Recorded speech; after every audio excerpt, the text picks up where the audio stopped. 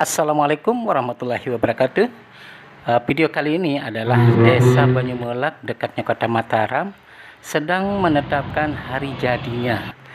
Menurut tinjauan sejarah dan pustaka dari para ahli sejarah yang ada di desa kami, mereka menetapkan hari jadinya Desa Banyumulak yang nantinya akan terus bisa dibuat sebagai hari ulang tahun Desa Banyumulak sendiri. Oke, selamat mengikuti karena ini hanya dokumentasi saja, jadi kami tidak merubah sedikit pun aslinya video ini. Terima kasih. Subhanahu wa ta'ala, dimana pada pagi menjelang siang ini insya Allah kita semua yang berada di aula maupun luar aula kantor desa mudah-mudahan selalu diberikan rahmat-rahmat, terutama iman dan Islam kita, di samping kesehatan sehingga ada kesempatan untuk bisa hadir dalam rangka memenuhi undangan Bapak Kepala Desa Banyumulak terkait dengan acara kita pada pagi hari ini. Selawat serta salam semoga tetap kita ingatkan kebaginda hari jadi Desa Banyumulak tanggal 6 bulan Maret 2024. Tingkat desa, yakni Bapak Kepala Desa Banyumulak Haji Jamiluddin SIP selaku yang pertama. Acara yang kedua, sambutan pertama nanti kami mohon kesiapan Bapak Ketua BPD, budayawan maupun sejarawan yang akan memberikan sambutan. Acara yang ketiga mungkin ada sedikit sifatnya tanya jawab terkait dengan Banyumulak, dan acara yang keempat nanti mungkin pengukuhan, kata-kata pengukuhan Bapak Kapolsek BPD Desa Banyumulak Ustaz, Penghulu Desa, para kepala sekolah SD sampai SMK yang saya hormati, dan pada pagi hari ini tanggal 6 Maret tahun 2024 bertepatan dengan tanggal 25 Syaban 1445 Hijriah bersama desa wisata di Luar karena industrinya, karena ceramahnya didelegasikan oleh pemerintah dari anak Agung Gede Murah yang diarahkan ke Banyumulak yang bernama Ide Wayak Kaden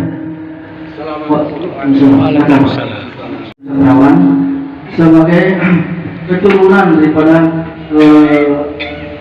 dari zaman dulu, keturunan Gelong yang bernama Haji Lalu Adam Mulajati atau lebih dikenal dengan Datu Tuan beliau, di mana beliau sebelum haji bernama Lalu Darusak. Meninggal dunia pada Jumat tanggal 15 Januari tahun 1981 di Rumah Sakit Mataram. Nah, mudah-mudahan kehadiran beliau akan menambah semangat daripada masyarakat Banyumulak untuk mengadakan ulang tahun yang kesekian kali, dan terus akan diadakan sampai kemerdekaan dunia. Bapak Ibu yang saya hormati, Desa Banyumulak ini adalah salah satu seperti apa yang saya katakan tadi, bahwa termasuk cukup besar penduduknya dan luas wilayahnya di Kecamatan Kediri. Tetapi setelah pemerintahan Saudara Haji Jamiluddin Amin baru bisa kita laksanakan. Ini torehan sejarah buat Haji Jamil ya. Ini akan terkenang generasi berikutnya.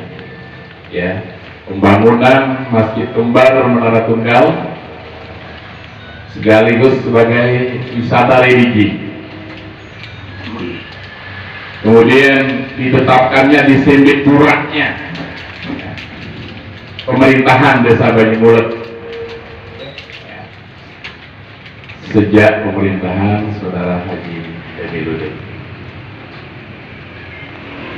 Ada dua hal. Pertama tentang berdiri desa dan pemerintahannya. Kalau kita ngambil dari berdiri desa, ya, dari mulut ke mulut, yang saya langsung banyak berkomunikasi dengan mantan kepala desa Bapak Manah, ya.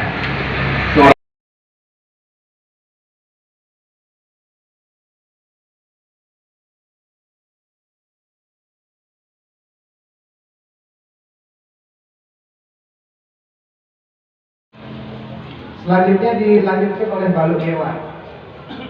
Baluk Gewar ini merupakan anak keturunan dari Darmadi sendiri. Nah, dari Baluk Gewar ini lahir anak beliau, Bapak Haji Munir. Dari Bapak Haji Munir ini dilanjutkan lagi oleh Bapak Mana pada tahun 1916 sampai tahun 1960. Tahun 1960 karena beliau lahir tahun 1916. Jadi Bapak Manah ini menjabat sebagai pengusungan pada tahun 1860. Ya, 1960 ya. 1960 sampai tahun 1966. Kemudian dilanjutkan lagi oleh Amanuddinah atau Haji Firmanullah. Dan ini memang merupakan satu keturunan dari Idoyan Kate. Artinya, setelah Idoyan Kate dari awal sampai saat ini itu tidak tergoyahkan, dan beliau selalu menjadi kepala desa, pengusungan dan kepala desa serta penghulu dan sebagainya. Kemudian dari Bapak Manah ini, dari Bapak Haji Firmanullah tahun 1966 sampai tahun 1972, beliau menjabat sebagai pengusungan atau kepala desa. Kemudian dilanjutkan lagi oleh Pak Jamiluddin Amin, keturunan Idoyan Kate lagi, dia berkuasa saat anak saudara Ahmad Anwar pada tahun 1904 sampai 1998. Ya. Jadi proses itu terus berlanjut karena suatu sebab maka diganti dengan PJS. Ya. PJS waktu itu yang dipegang oleh waktu itu maka diletakkan lagi oleh keturunan Idoyan Kate juga, yaitu Bapak Mas Don, menjabat dari tahun 2013 sampai 2018. Dan yang terakhir yaitu Bapak Haji Jamiluddin Amin, sampai saat ini beliau menjabat sebagai kepala desa, juga kembali lagi kepada terah yang sama. Artinya apa? Bahwa pernah terjadi di sini dulu persaingan antara di luar terah dengan Idoyan Kate, tetapi selalu tidak bisa menjabat sebagai kepala desa. Artinya apa? Bahwa Banyumulek ini memang adalah merupakan keturunan pemimpin yang betul-betul mumpuni di masanya sampai saat sekarang. Oleh sebab itu, kenapa pada tahun 1963 sampai sekarang ini dinyatakan 1983 ini dianggap sebagai hari jadi yang ke-161, itu menandakan bahwa perjuangan Idoyan Kate sampai saat ini oleh anak keturunan beliau sangat-sangat memiliki jasa yang sangat luar biasa. Ya, dengan harapan apa yang sudah kita susun bersama ini mungkin nanti ini akan bisa menjadi dasar kita, bahwa setiap ada kunjungan mungkin masyarakat tidak perlu bertanya lagi, Pak ya, tamu. Kita bisa nanti bagikan atau berikan bahwa inilah sejarah desa Banyumulek yang sesungguhnya. Semua ini adalah merupakan bukan folklore semata atau cerita dari rakyat rakyat, tapi ini memiliki bukti sejarah otentik juga, baik itu dari catatan tertulis dari almarhum Bapak Mana. Waktu itu saya sendiri yang menemukan tahun 94, itu dalam bentuk catatan khusus kecil, Pak. Itu ada dari Idoyan Kate dijelaskan sampai turunannya ke bawah. Kemudian yang kedua dari Bapak Selatara ataupun dari beberapa buku yang saya bedah, termasuk salah satunya adalah tentang, mohon maaf bisa diunjuk Gerabah Banyumulek, koleksi dari Museum Negeri Mataram. Di sini juga masuk sedikit tentang asal muasal dari desa Banyumulek sendiri. Ini hasil wawancara dengan Pak Harsono sebagai PJS waktu itu. Ini tahun 83. Kemudian berpatokan lagi pada buku tentang Kebangkitan Nusa Tenggara Barat. Assalamualaikum warahmatullahi wabarakatuh. Selamat siang dan salam sejahtera dan hormati Bapak Kepala Desa dan seluruh kepala desa, hormati Bapak Ketua DPD, seluruh kota, yang hormati Bapak-bapak Sawarah Kecamatan Kediri yang identitas, sekali lagi identitas pelaku sejarah kehidupan desa yang tidak disalahkan dari semua sepak bola. Nah, ini artinya kita tidak sedang membangkitkan feodalisme, kita tidak sedang membangkitkan kearogan masa lalu, kita tidak sedang ingin memamerkan apa kejayaan-kejayaan. Yang ingin kita sampaikan adalah bahwa pernah suatu masa di daerah ini lahir tokoh-tokoh yang betapapun kecil perannya, tapi pasti kontribusinya bagi negara dan bangsa. Ini tidak bisa kita. Nah, kemudian yang kedua, makna dari sebuah penelusuran ini mengandung sebuah semangat kebersamaan, ya. Semangat kejujuran, mustahil. Tanpa dengan kejujuran, mustahil kita bisa telusuri cerita-cerita yang tadi dikatakan dari folklore tidak. Ini adalah sedang kita mencoba untuk menelusuri sebuah kejujuran. Karena kejujuran itu adalah mata uang yang berlaku sama. Pada makna kejujuran di desa Banyumulak, di desa Kediri, bahkan di desa Israel pun kejujuran itu sama. Nah, ini artinya bahwa dari aspek filsafat penyelenggaraan pemerintahan negara, pemerintahan desa sehingga dengan demikian aspek-aspek kejujuran itu telah ditularkan oleh negara di dalam peraturan perundang-undangan. Kenapa peraturan perundang-undangan? Karena peraturan perundang-undangan ini adalah yang mengguide kita, mendenden kita, mengarahkan kita, memberikan kita petunjuk-petunjuk bagaimana sesungguhnya melaksanakan.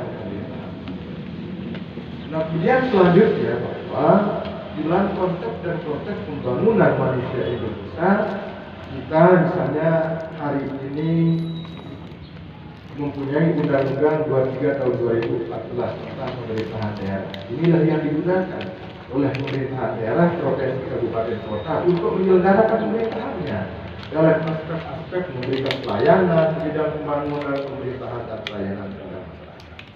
Dan demikian juga dengan desa. Desa juga sangat variatif undang-undangnya. Pertama, yang sekarang ini adalah Undang-Undang Nomor 6 tahun 2014 adalah implementasi dari semua daerah. Paling hebat. Siapa jadi distrik pasti orang hebat. Karena seleksinya sangat luar biasa. Endeman cukup pemahaman adat istiadatnya belum boleh dia menyentuh desa sungai. Endeman paham pengetahuan sosial politiknya belum. Endeman mengerti persoalan agama dia. Jadi siapapun jadi kepala desa itu adalah wujud kesempurnaan oknum-oknum yang pantas memimpin desa pada waktu. Nah, sehingga apa? Apa lawanannya? Nah, kalau padanannya dulu kita di Lombok ini, saat kita pengusungan melaksanakan tugas pemerintahan kita, ini berdasarkan Undang-Undang 1945 mulai pengusungan. Nah, kemudian saudara-saudara kita yang Hindu di cakra negara, maka dia tidak melaksanakan pemerintahan seperti azas pemerintahan yang kita lakukan. Nah, di situ dia mempunyai cara-cara sendiri, di dalam bentuk pemerintahan yang berdasarkan agamanya, agama Hindu, sehingga semua unsur-unsur umat Hindu yang berada di NTB ini maka pusat pemerintahannya di cakra negara. Nah, barulah pada pada tahun 1962 itu apa namanya kegiatan-kegiatan pemerintahan yang musuh di Negara itu baru disamakan. Sehingga lahirlah sistem agama. Nah sebelumnya apalagi sangat ketat. Pada zaman pemerintahan Belanda kita mengenal namanya IGO, Indische Gemeente Ordonnansie. Itu artinya bahwa pemusuhan itu adalah hukum. Dia jadi hakim, dia jadi jaksa. Nah tapi konsekuensi logisnya adalah itu sangat tinggi.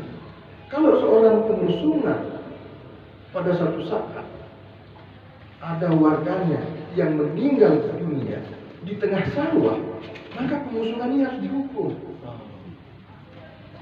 Jadi semua aspek kehidupan kita ini dianggap pemusuhan ini serba tahu. Nah, karena dianggap orang yang sangat sakti pada waktu itu. Nah, makanya ada istilah menjadi kepala desa, jadi yang nakal, kali desa harus tahu. Nah, kira-kira itu adalah ungkapan yang digunakan dalam kita. Nah, sehingga pada waktu itu apabila pemusuhan ini salah dan tidak mendengar, segera ada masyarakatnya yang kecelakaan, kemudian ada apa namanya masyarakatnya yang mendapatkan mara bahaya, maka dia dihukum beserta seluruh kliennya. Nah dulu biasanya kalau di pemerintah Lombok Barat mulai dia dihukum mulai dari Blongan sampai dengan Bayan. Dia ceritakan kepada kepala desa Sekotong, oh Sekotongku kepala desa Sekotong, salah aku melaksanakan pemerintahan nyara, masyarakat itu mati dari tengah bangkit tahu, sehingga sehukum kepala daerah. Nah tidak baik maksudnya gawe sehingga ini ada dipecat baik, tahu apa persoalannya. Itulah mereka. Terus datang ke kepala desa Penarukan, datang ke kepala desa Gerung, sampai dengan kepala desa Loloan, Bayan. Di situ mereka menyampaikan keluhan-keluhannya. Ya, di sinilah proses pembelajaran ini sangat agung maknanya bagi kita. Jadi semua proses pemerintahan ini apa namanya itu bisa diadopsi di tengah-tengah kehidupan mereka masyarakat kita. Zaman Belanda pada saat itu. Nah, yang muncul IGOP namanya Indische Gemeente Ordonnansie Bustangan. Nah, bagi daerah-daerah yang mempunyai variatif agama.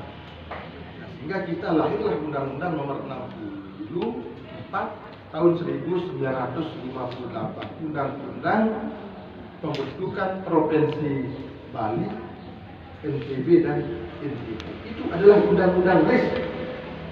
Jadi kita NTB ini sampai berumur 65 tahun dibentuk oleh undang-undang RIS Republik Indonesia Serikat yang membawahi 10 otonomi. Mulai dari Bali, Lombok, Flores, Bali, Lombok, Lawak, Flores, Lombok, Timor, Leste, Sirip Provinsi Bali beragama Hindu, elit tengah beragama Islam, Nusa Tenggara Timur beragama Kristiani. Jadi agama ini adalah masalah yang sangat sensitif. Jadi tetap bergerak pegangan dengan Nusa Tenggara ini.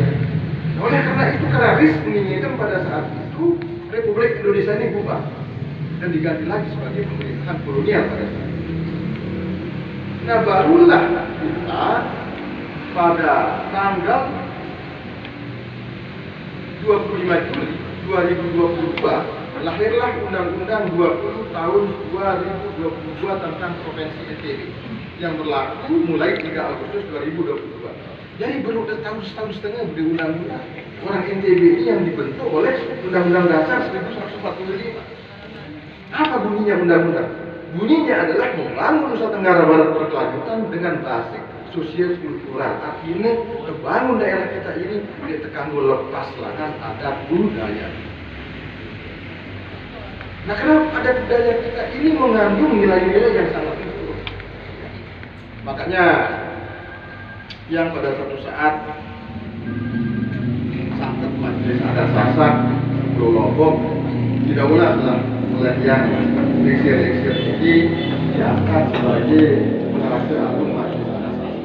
Dia pengarasa agung juga disamakan, disetarakan dengan kepala suku. Jadi kepala suku. Makanya saya mau jadi kepala suku bangsa Sasak dengan catatan Sasak ini tidak eksklusif. Tidak eksklusif artinya Sasak-Sasak doang. Jadi dulu kita pernah beranggapan bahwa Sasak itu Islam. Tidak. Sasak itu bukan Islam. Karena faktanya ada saudara kita Sasak yang beragama Buddha. Ada yang beragama Hindu. Bahkan ada yang beragama Konghucu. Jadi dengan Sasak. Tapi karena kita selalu menganggap Sasak ini adalah Islam, dia tidak menunjuk tokoh-tokoh kita. Almarhum Habib Munir ada di Jelian. Kenapa kok ini jauh sekali? Lah dia yang kaget. Jadi dulu ketika zaman G30 SPKI, pilihannya orang Cina-Cina ini adalah masuk Islam dan masuk Buddha. Dia kanggo agama Konghucu pada saat itu. Jadi sekolah-sekolah Konghucu dulu dihancurkan. Maka pilihannya adalah masyarakat kita dulu itu adalah agama Buddha dan Islam. Bagi Cina-Cina yang ada di Lombok Timur, Lombok Tengah maupun Lombok Barat pada saat. Termasuk sampai hari ini Cina-Cina di Indonesia agamanya agama Islam. Ini mereka sembahyang. Nah, ini persoalan. Nah ini apa? Nah bersama-samalah orang-orang KLI dari Kebaru nih yang berangkat pergi mencari pekerjaan bersama toke-toke yang ada di sini di Irian. Nah ternyata Sasak Irian ini belum bertemu, belum bersatu. Sasak yang asli Sasak dengan Sasak yang beragama Islam, bareng Sasak yang beragama Buddha. Ini yang datang ke situ minta bantuan oleh Pak Gubernur untuk persatukan mereka. Masalah mereka mempunyai wihara itu latihannya dan sudah kaya raya. Nah ini sekarang baru mereka bersatu setelah 67 tahun mereka berpisah. Nah setelah hadir Gus Dur sebagai presiden kita kekangguan agama Konghucu itu kan mulai lagi agama Konghucu pecah fungsi saudara-saudara kita Kine Cakre ini sama di KLU. Saudara-saudara dulu yang masuk Islam, masuk Buddha, teman-teman Cina ini kembali lagi ke agama Konghucu. Nah sehingga wihara yang ada di Sweden ini dulu yang kelola si bangsa Sasak yang berada dari KLU. Nah ini, nah cerita-cerita fakta-fakta sejarah ini memang harus kita. Nah sehingga dengan demikian yang sepakat dengan yang lisensi saya ingin ikut majelis adat Sasak ini sebagai penasihat asal kita sepakat bahwa Sasak ini adalah inklusif. Dia terganggu, orang Hindu saja dia bingung. Lalu untuk Bali, teparannya Bali Lombok. Kita juga mereka yang ada di sini seteparan Hindu Bali. Sesungguhnya mereka yang lahir besar di sini sebagaimana tadi. Kita sebut cerita dia kan. Ini kan keturunan Abang Bali maksudnya kan. Ini fakta ini kan. Apakah orang Hindu yang lahir di sini dia harus Bali? Kan tidak. Maka sekarang mulai sudah teman-teman yang Buddha, teman-teman yang Hindu yang ada di Cakra Negara yang berasal dari Islam ini silakan saja. Kalian boleh masuk sebagai yunita bangsa Sasak ini dengan catatan bahwa kalian juga harus menggunakan adat istiadat Sasak. Tidak bisa Anda menggunakan Sasak Bali Sasak ini menggunakan Sasak Hindu Bali. Adat tidak bisa. Itu adalah konstruksi logisnya. Karena fakta mengajarkan kepada kita bahwa agama sampai dengan saat ini belum mampu mempersatukan kita. Tidak mampu sia-sia doang kali tidak sia agama Islam sama Kristen atau Hindu sama Buddha dan sebagainya. Orang kita satu agama saja masuk begitu. Tapi yang mampu mempersatukan kita adalah adat budaya yang mampu mempersatukan. Nah, oleh karenanya pendekatan sosiokultural sebagaimana yang dilakukan oleh Bapak Kepala Desa, Bapak Kepala BPD beserta seluruh komponen masyarakat ini adalah sangat luar biasa. Nah kalau kita mau mengambil falsafah apa sih artinya bagi mulak, banyak referensi. Nanti yang setelah diinformasikan oleh Pak Kak, air yang memberikan kesejukan, air yang ada. Maka dipastikan bahwa seluruh masyarakat Banyu Mulak ini mestilah dia menjadikan entitas nama desanya asal-muasalan ini dengan sikap tingkah laku penduduknya yang tenang, yang agung, yang berakhlak sahabat, yang adaptif, yang tolong menolong, yang mundur lain sebagainya. Nah tapi kalau nama Banyumulak sudah disepakati tadi kita temukan di kamus-kamus Sanskerta sebagai yang memberikan kesejukan, ketenangan. Tapi kalau masyarakatnya beringas, pastilah orang ini bukan berasal dari Banyumulak, betul. Hanya kembali kepada rumput. Biasanya di setiap gubuk, negara Sanguran pasti orang yang tidak ada kaitan kakek moyangnya dengan unita yang ada di sini. Jangan diharap yang gilaan, diharap untuk ketuaan, diharap yang gunung. Ini hukum alam. Luar biasa. Nah, dengan demikian sangat menarik ya apabila itu betul-betul ditelusuri lewat satu siapa. Nah, kemudian di dalam perkembangannya tadi sudah diceritakan bagaimana perkembangan masalah kita di Lombok. Sungguhnya yang juga tidak sepakat. Kalau di Lombok ini pernah ada kerajaan. Yang ada adalah kedatuan. Karena sampai hari ini syarat-syarat menjadi kerajaan itu saya belum temukan. Ada raja, ada istana, ada mahkota, ada panglima, ya, ada semua. Tapi kalau kedatuan ada.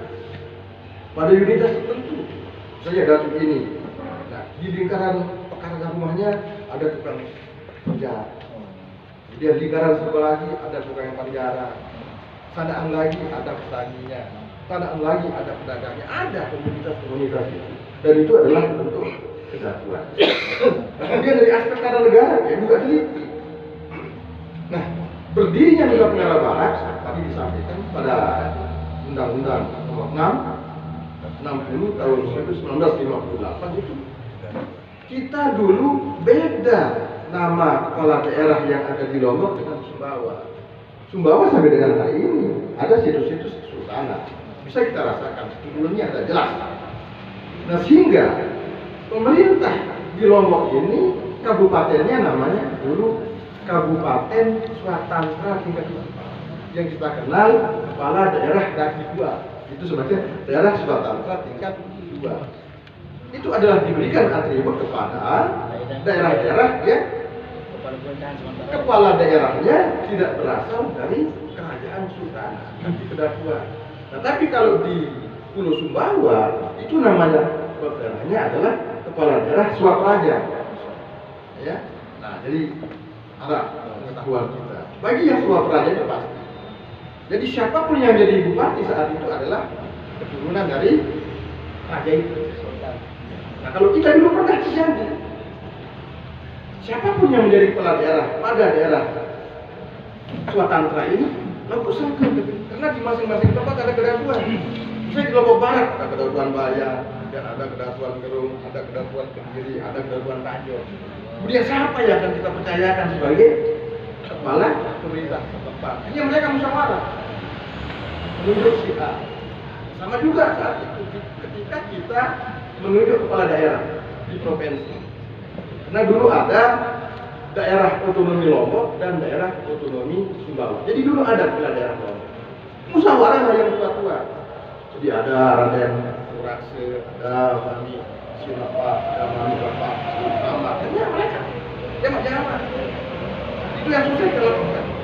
Kerja lebih itu, terus bermusyawarah. Saya kira-kira si jari kepala daerahnya. Saya paling tua, paling tua. Saya paling atas statusnya. Oh iya Raden, dia Raden Urakse begini jadi sederhana. Berbagi mereka. Nah, begitu juga kejadian yang sini dulu tidak ada pemilihan kepala desa itu, pengusungan tidak ada pemilihan. Jadi ditunjuk dari warga-warga yang berasal dari keturunan tertentu. Bagaimana? Yang lama tidak mengenal lama mana sebagai apa namanya kepala desa, karena dia berbeda dengan kepala desa. Nah, tapi barang dan model Edo, dia punya alat di Edo itu. Udah kita dan Edo dia berdongeng bagaimana ini. Itu yang berdaya. Mau yang sunyi itu bagaimana ini kan? Udah celaka. Sini ada yang berdua, menghabiskan. Cilaka. Yang tidak kenal. Yang lama masih 5 tahun kayaknya tahu ada jiwa itu. Sunyi si mana? Nah, cuma tidak tahu pada saat memiliki yang beliau ini jadi kepala desa itu kan. Jadi pengusungan kita nggak tahu. Nah, karena hubungan kekeluargaan sangat dekat, beliau juga datang membawa istri anaknya misalnya ke Gerung yang keluar diajak sini, bahkan diajari ngijel kelak sangat luar biasa. Nah, ini adalah bentuk sejarah. Jadi kembali kepada konteks, Pak Kepala BPD sangat setuju. Kita memang harus mempunyai tanda-tanda kehidupan entitas pemerintah. Nah, makin yang cerita ini, yang pada tanggal 7 Juli selalu hadir di Desa Kadiri. Desa Kadiri ini adalah sebuah desa yang lahir dari penderitaan orang Sasak. Kenyagana kelapahan Batu Lombok, termasuk Hindu Islam pada kelapahan luar. Nah, sehingga pada waktu itu oleh Pak Akrad, beliau saat itu menduduki jabatan sebagai Kepala Direktorat Ketertiban Khusus. Ketika akan dicarikan di sini sudah mentok. Hanya bisa kita bawa masyarakat ini ke Santong dan Boyotan. Tapi yang sebelumnya ketika kita jalan di sini pada tahun 1992 sudah mulai orang-orang Baju Mulak ini dibawa ke sana. Nggak ada yang paham. Ya, Senaru. Kenapa Senaru? Karena pada saat itu kita sedang mengembangkan perusahaan daerah pabrik salep kelapa ini. Saudara-saudara kita yang Baju Mulak ini dibawa. Tetapi ada yang tahan, ada yang tidak tahan. Informasi yang peroleh dari 30 kakak yang itu hari yang bertanya. Dari 30 kakak ini ada 1 kakak masih ngerti.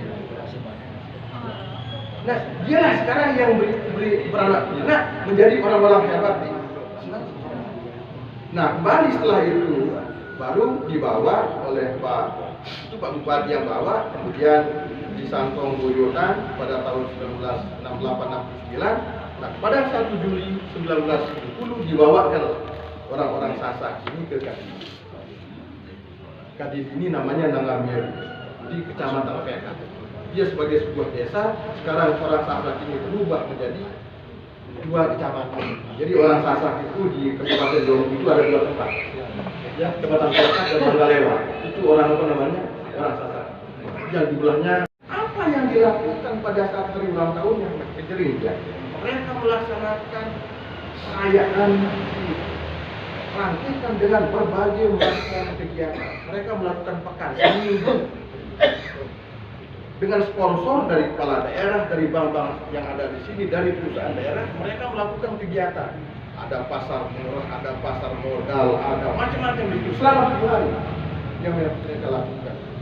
Jadi pada Maraasa dengan 17 Agustus itulah harapan kita nanti setelah ketemu hari jadinya Baju Mulak. Ini kan kita sudah ada gambaran baru tahun yang keberapa. Katakan saja baru berumur 161 tahun. Apakah harinya sudah ditemukan? Apakah tanggalnya sudah ditemukan? Nah, inilah yang kita diskusikan bersama. Pasti ada prasasti-prasasti yang akan kita temukan sepanjang kita berkeinginan.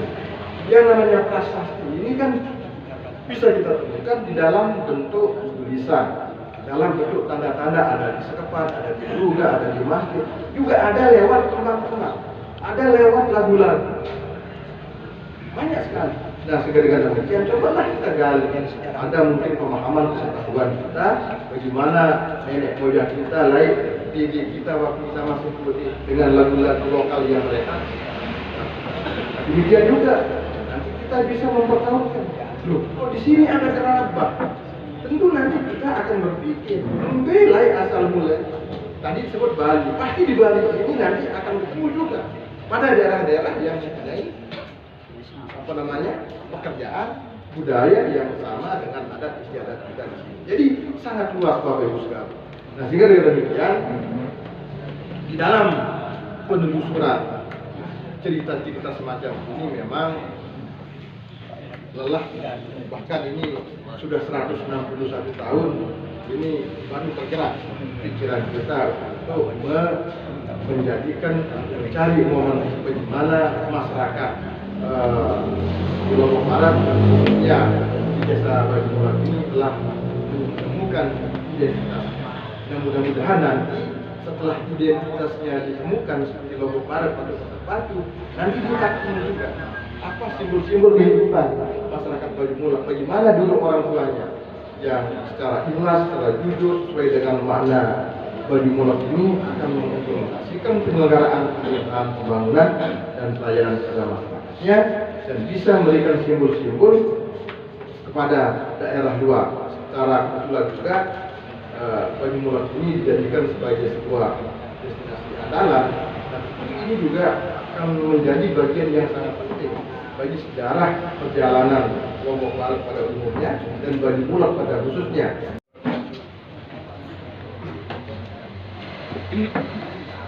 Baiklah, panjang lebar tadi. Kita berikan aplaus untuk Pak Dokter. Luar biasa.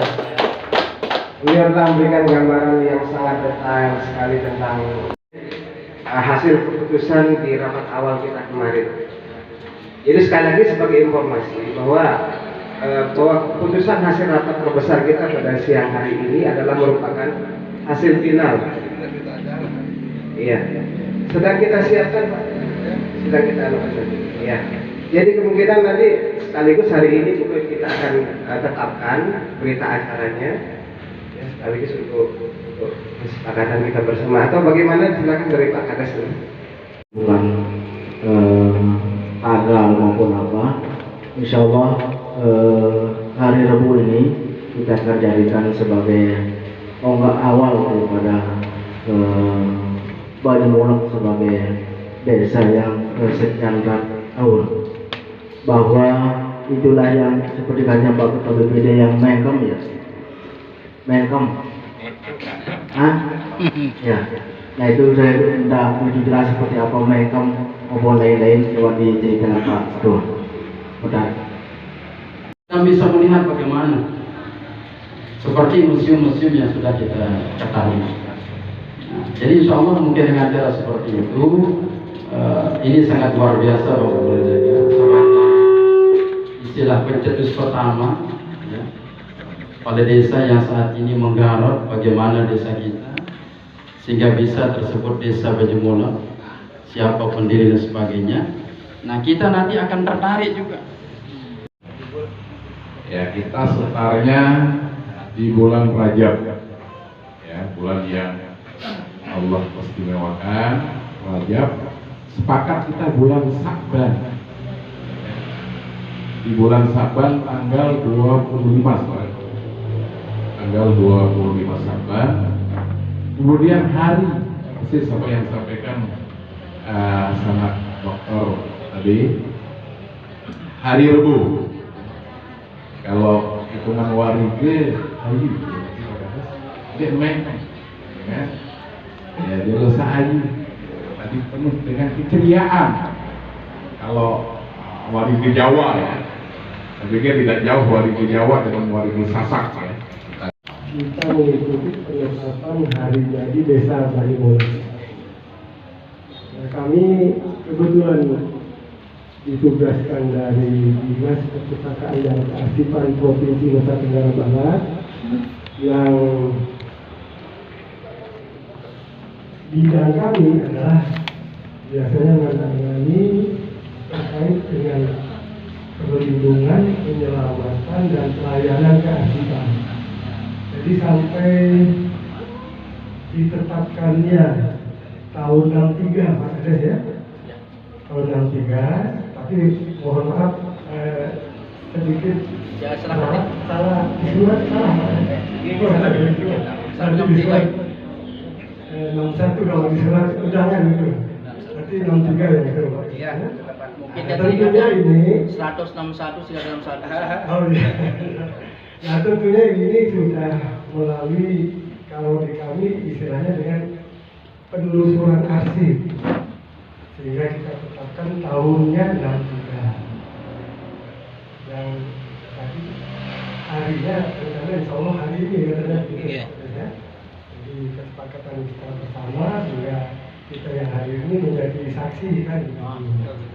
Nah yang ingin kami sampaikan sesuai dengan tugas kami di kearsipan, karena memang proses ini melalui penelusuran, jadi harapan kami kalaupun ada arsip-arsip lama yang sekiranya itu menjadi referensi, jadi mohon untuk kita akan bersama, kalaupun mohon maaf Bapak Ibu di pemerintah desa tidak memahami